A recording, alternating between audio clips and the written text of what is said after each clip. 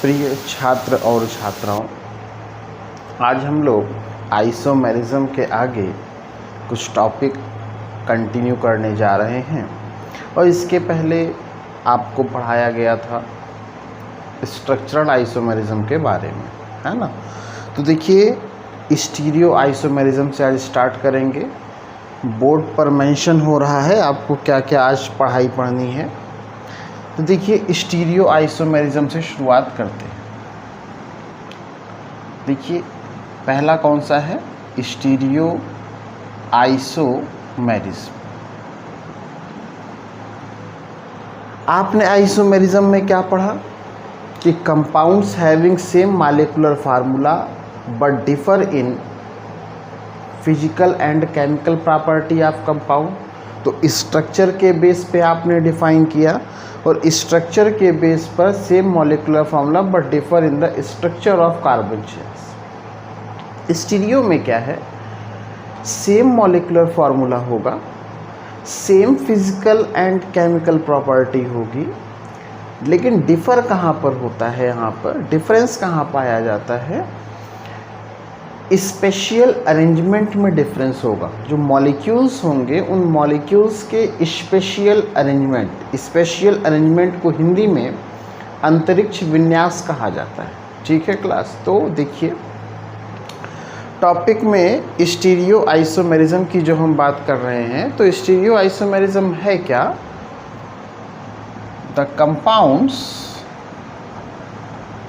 Having same molecular formula but differ in special arrangement of molecules while structural formula be same। जबकि उनका structure formula क्या है, same है। यानी क्या हो गया, सेम मॉलिक्यूलर फार्मूला है और स्ट्रक्चर फार्मूला भी सेम है। तो ऐसे जो कंपाउंड्स होते हैं जिनमें ये प्रॉपर्टी पाई जाती है, स्पेशल अरेंजमेंट में डिफरेंस होता है, उसे हम लोग क्या बोलते हैं, स्टीरियो आइसोमर्स। और इस फिनोमिना को बोला जाता है स्टीरियो आइसोमेरिज्म। एग्जाम्पल आइए देखते हैं। एग्जाम्पल में लैक्टिक एसिड है। लैक्टिक एसिड का फॉर्मूला क्या होता है, CH3CHOH COOH। आप इसको ऐसे अरेंज कर लीजिए, COOH CHOH CH3। देखिए इसको ऐसे भी लिख सकते हो आप, COH को इधर कर दीजिए, H को इधर कर दीजिए। इस मॉलिक्यूल पर ध्यान दीजिएगा, स्पेशल अरेंजमेंट 3D है ना, क्लॉकवाइज और एंटी क्लॉकवाइज। क्या किया जाता है, बीच में प्लेन मिरर लगा दिया जाता है। तो यह क्या है, इसको हम लोग बोलते हैं प्लस लैक्टिक एसिड और इसे हम लोग क्या बोलते हैं, माइनस लैक्टिक एसिड। आप देखिए मिरर लगा देने से जो मॉलिक्यूल्स हैं उनके अरेंजमेंट में चेंज हो गया है। तो इस फिनोमिना को हम लोग स्टीरियो आइसोमेरिज्म कहते हैं। और ये जो कंपाउंड्स हैं, lactic acid plus lactic acid and minus lactic acid, is called the stereo isomers of compound. तो स्टीरियो आइसोमेरिज्म समझ में आ गया होगा। आइए अब ज्योमेट्रिकल आइसोमेरिज्म पर चलते हैं, है ना। तो हमें यह टॉपिक आज कवर करना है। तो स्टीरियो आइसोमेरिज्म में आपको इतनी बात बताई गई।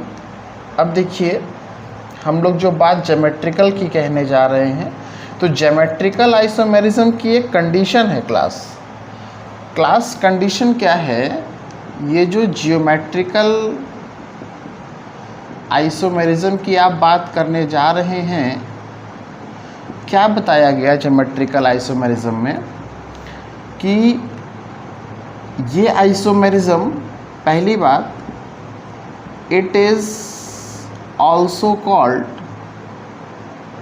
cis trans isomerism। क्या कहते हैं क्लास इसको, cis trans isomerism। इन्वॉल्व्ड इन C डबल बॉन्ड C। क्यों? क्योंकि इसमें रेस्ट्रिक्टेड रोटेशन होता है ना। अब देखिए तीसरा कि C डबल बॉन्ड C अगर प्लेन के वन साइड में सेम एटम हो या सेम ग्रुप हो, जैसे मान लीजिए डबल बॉन्ड की प्लेन है, इस डबल बॉन्ड प्लेन, ये डबल बॉन्ड है और डबल बॉन्ड प्लेन के वन साइड में देखिए सेम एटम है और वन साइड में, और ये भी हो सकता है ये डबल बॉन्ड की प्लेन हो और डबल बॉन्ड प्लेन के डायगोनल सेम हो, या हम कह सकते हैं डबल बॉन्ड प्लेन के वन साइड में डिफरेंट एटम्स जुड़े हुए हों। तो सिस और ट्रांस का जो क्लासिफिकेशन किया गया है इसी के बेस पे किया गया है। If one side same atom और ग्रुप, तो इसे हम लोग सिस फॉर्म कहते हैं और इसे क्या कहते हैं? Trans form. इसको एग्जाम्पल से समझते हैं हम लोग ज्योमेट्रिकल आइसोमेरिज्म को। जैसे ब्यूटीन 2, फार्मूला क्या है? CH3 CH double bond CH single bond CH3, तो C डबल बॉन्ड C है, हाइड्रोजन CH3, वन साइड में सेम एटम और सेम ग्रुप, तो इसे हम लोग क्या बोलेंगे? सिस ब्यूटीन 2 और C डबल बॉन्ड C है, हाइड्रोजन CH3, आप खुद देख लीजिए डिफरेंट एटम और ग्रुप हैं, इसे हम लोग क्या बोलेंगे क्लास? Trans butene 2। तो इस तरीके से ज्योमेट्रिकल आइसोमेरिज्म के बारे में इंफॉर्मेशन आप तक पहुंचाई गई कि जिसको आपको तैयार कर लेना चाहिए। तो डबल बॉन्डेड कार्बन से पॉसिबिलिटी होती है जिससे हम लोग geometrical isomerism C double bond C में अभी आपको पढ़ना है। तो देखिए जैसे कि ज्योमेट्रिकल आइसोमेरिज्म के बाद में क्लास एक और आइसोमेरिज्म आपको दिख रही है जिसे हम लोग ऑप्टिकल आइसोमेरिज्म कहते हैं। थर्ड वाला पॉइंट देखिए, ऑप्टिकल आइसोमेरिज्म। चलिए समझते हैं पहले थोड़ा सा ऑप्टिकल आइसोमेरिज्म है क्या। अभी तक आपने स्ट्रक्चरल में क्या पढ़ा? Which have same molecular formula, difference in the physical and chemical property. Stereo में क्या पढ़ा? डिफर किसमें था? स्टीरियो में डिफरेंस आया स्पेशियल अरेंजमेंट में, लेकिन ऑप्टिकल आइसोमेरिज्म के साथ ऐसा नहीं है। ज़रा ध्यान से सुनिएगा। ऑप्टिकल आइसोमर्स में compounds having same molecular formula but differ in same molecular formula, same physical and chemical property, है ना, और स्ट्रक्चर फार्मूला भी सेम है। तो डिफरेंस जो होता है प्लेन पोलराइज लाइट के रोटेशन में होता है।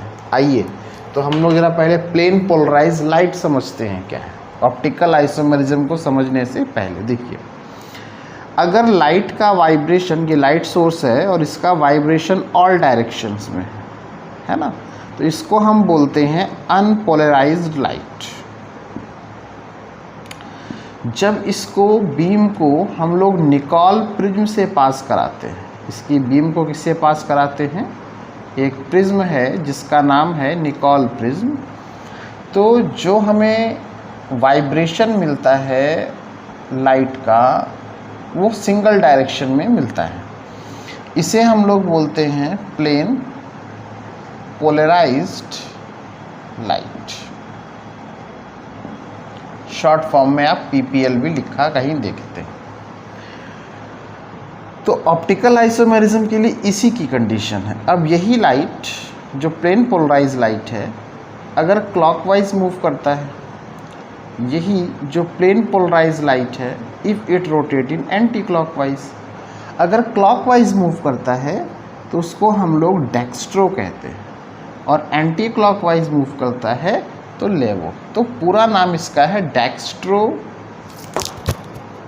रोटेटरी। पूरा नाम क्या है इसका क्लास? डेक्स्ट्रो रोटेटरी, है ना। और अगर एंटी क्लॉकवाइज मूव कर रहा है तो इसका पूरा नाम क्लास क्या होगा? हाँ, लेवो रोटेटरी। तो डेक्स्ट्रो रोटेटरी और लेवो रोटेटरी, तो क्लॉक और एंटी क्लॉक पर बेस। इसको शॉर्ट फॉर्म में हम लोग डेक्स्ट्रो भी कहते हैं और इसे लेवो भी कहते हैं। तो डी फॉर्म बोला जाता है और इसको एल फॉर्म भी बोला जाता है। तो है क्या optical isomerism?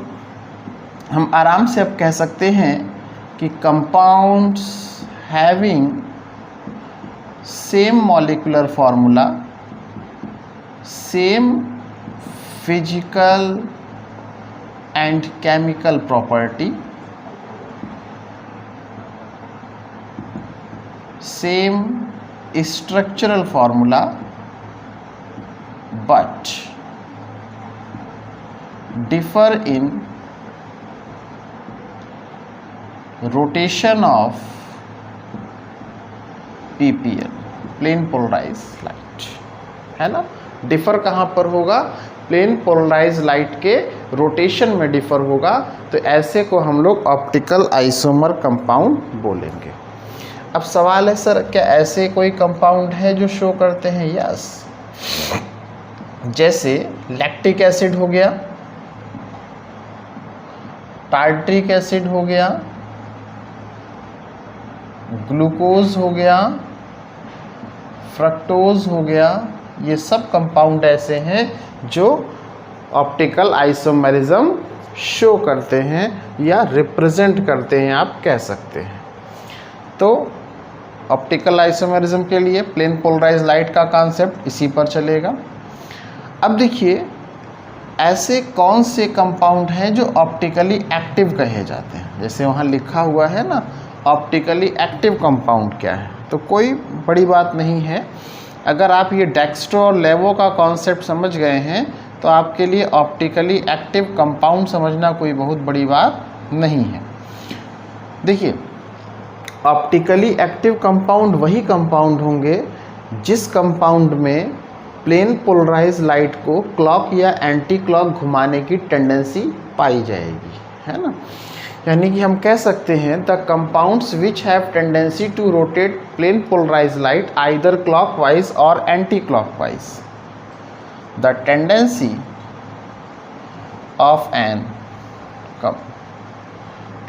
Of compound to rotate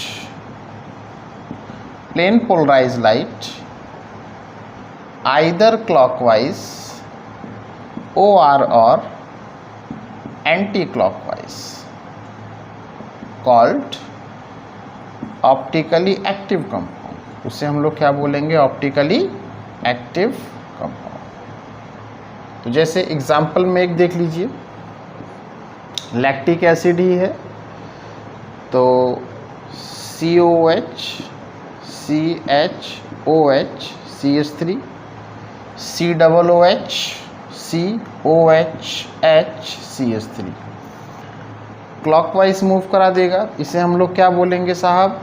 D lactic acid. और ये एंटी क्लॉकवाइज मूव करा देगा तो क्या बोलेंगे इसे आप? एल लैक्टिक एसिड, है ना। तो डी लैक्टिक एसिड और एल लैक्टिक, ऐसे टार्ट्रिक एसिड में भी होगा डी टार्ट्रिक एसिड और एल टार्ट्रिक एसिड, तो वह भी कैसा कंपाउंड कहा जाएगा? ऑप्टिकली एक्टिव कंपाउंड ही कहा जाएगा। अब देखिए, रेसिमिक मिक्सचर क्या है? तो रेसिमिक मिक्सचर की जब हम लोग बात कर रहे हैं तो सीधी सी बात है, नाम ही से मालूम चल रहा है। नाम से क्या मालूम चल रहा है क्लास? कि दो चीज़ों का मिक्सचर होगा। तो रेसिमिक मिक्सचर में बोला गया, racemic mixture when D form and L form are mixed in equal ratio, then racemic mixture is obtained। racemic mixture is obtained। जैसे डी लैक्टिक एसिड ले लीजिए जो क्लॉकवाइज मूव कर रहा है, एल लैक्टिक एसिड ले लीजिए, और इन 50% अगर ये लीजिए तो 50% इक्वली मिक्स कर दीजिए, तो जो बनेगा वो डी एल लैक्टिक एसिड। और डी फॉर्म क्या था, क्लॉकवाइज मूव करा रहा था, एल फॉर्म क्या था, एंटी क्लॉकवाइज मूव करा रहा है। लेकिन जो मिक्सचर तैयार होगा वो ऑप्टिकली इनएक्टिव होगा। Inactive means neither rotate PPL in clockwise nor in anti clockwise, ना तो वो क्लॉकवाइज अब मूव कराएगा और ना ही वो एंटी क्लॉकवाइज मूव कराएंगे। तो ये है बात रेसिमिक मिक्सचर की। तो चलिए आगे बढ़ते हैं। एक हमारे पास कंपाउंड है जिसका नाम है मीज़ो कंपाउंड, है ना क्लास। मीज़ो कंपाउंड क्या है? देखिए मेज़ो कंपाउंड के लिए कुछ कंडीशन बाउंडेशन है। पहला, ये कंपाउंड जो होना चाहिए मीज़ो, वही compound should be optically active, पहली बात। दूसरी बात, कंपाउंड ऑप्टिकली एक्टिव हो, existence of plane of symmetry, उसको 20 से डिवाइड करने पर बराबर भागों में डिवाइड हो जाना चाहिए। तीसरी बात ये बताई गई है इसमें, existence of plane of symmetry, 1/2 part is completely mirror image of other half part। उसी कंपाउंड में हाफ पार्ट। देखिए एग्जाम्पल क्या है इसके, एग्जाम्पल में टार्ट्रिक एसिड जाएगा, formula CHOH COOH single bond CHOH COOH। आइए जरा इसको समझते हैं। तो मीज़ो कंपाउंड में जो समझने वाली बात है, देखिए हम इसको ऐसे लिख सकते हैं, COOH single bond CHOH COOH COOH, इसी को ओपन कर दिया गया। देखिए इसको अगर 20 से आप डिवाइड करेंगे तो इसमें क्या पाया जा रहा है, ये प्लेन ऑफ सिमेट्री। ठीक, इसमें क्या पाई गई, प्लेन ऑफ सिमेट्री। और कंपाउंड ऑप्टिकली एक्टिव है, जैसा एग्जाम्पल में भी आपको बताया गया था, और इसका आधा पार्ट दूसरे आधे पार्ट का मिरर इमेज है। तो मेज़ो कंपाउंड का एग्जाम्पल टार्ट्रिक एसिड कहा जाएगा, जिसको आपने देखा कि इसमें कैसे प्लेन ऑफ सिमेट्री एग्जिस्ट कर रही है। अब देखिए एक चीज़ और है, जैसे हमें पता करना हो कि कौन सा कंपाउंड ऑप्टिकली एक्टिव है कि नहीं। अब ये कैसे मालूम चलेगा कि वो प्लेन पोलराइज लाइट को मूव करा पाएगा कि नहीं करा पाएगा, है ना। तो इसके लिए एक चीज़ आपको इसमें और एक पढ़नी है, जिसका नाम है कायरल कार्बन। क्या बोलते हैं उसे, कायरल कार्बन, या इसे ही हम लोग बोलते हैं कायरलिटी, कायरल कंपाउंड। देखिए जिस कार्बन से 4 डिफरेंट एटम जुड़े हों, चारों, ये जो चारों एटम हैं, ऑल 4 डिफरेंट एटम और मॉलिक्यूल, ये चारों जगह पे डिफरेंट एटम और मॉलिक्यूल जुड़े हुए हो, तो ऐसे को हम लोग कायरल कार्बन कहते हैं और स्टार से रिप्रेजेंट करते हैं। किससे रिप्रेजेंट करते हैं, स्टार से। आइए समझते हैं, क्या ऐसा कोई एग्जाम्पल है? यस, जो आप लैक्टिक एसिड बहुत देर से आप कह रहे हैं ना ऑप्टिकली एक्टिव है, उसमें ऐसा है। देखिए कार्बन से चारों डिफरेंट हैं, H OH COOH CH3, ये चारों लैक्टिक एसिड। तो लैक्टिक एसिड में जो कार्बन है ये कैसा कार्बन है? Chiral carbon. तो कायरल कार्बन, और जिस कार्बन में ये प्रॉपर्टी पाई जाती है उसी को कायरलिटी कहते हैं, इस प्रॉपर्टी को। और जैसे लैक्टिक एसिड कैसा कंपाउंड हो गया? कायरल कंपाउंड हो गया, और कायरल कंपाउंड होने के साथ में ये ऑप्टिकली एक्टिव है। तो एक बात हम यह भी कह सकते हैं, जिस कंपाउंड के अंदर कायरल कार्बन प्रेजेंट होता है वो ऑप्टिकली एक्टिव है। जैसे आपका लैक्टिक एसिड भी ऑप्टिकली एक्टिव है, टार्टरिक एसिड भी ऑप्टिकली एक्टिव है, ग्लूकोज भी ऑप्टिकली एक्टिव है, और फ्रक्टोज भी ऑप्टिकली एक्टिव है। क्यों एक्टिव है? क्योंकि इसमें कायरल कार्बन प्रेजेंट है। ठीक है, तो आज की क्लास में हमने यह पढ़ा है, और कायरल कार्बन को अच्छे से तक हम लोग समझेंगे। टॉपिक में मेंशन नहीं था, लेकिन ये आवश्यक था आपको समझना।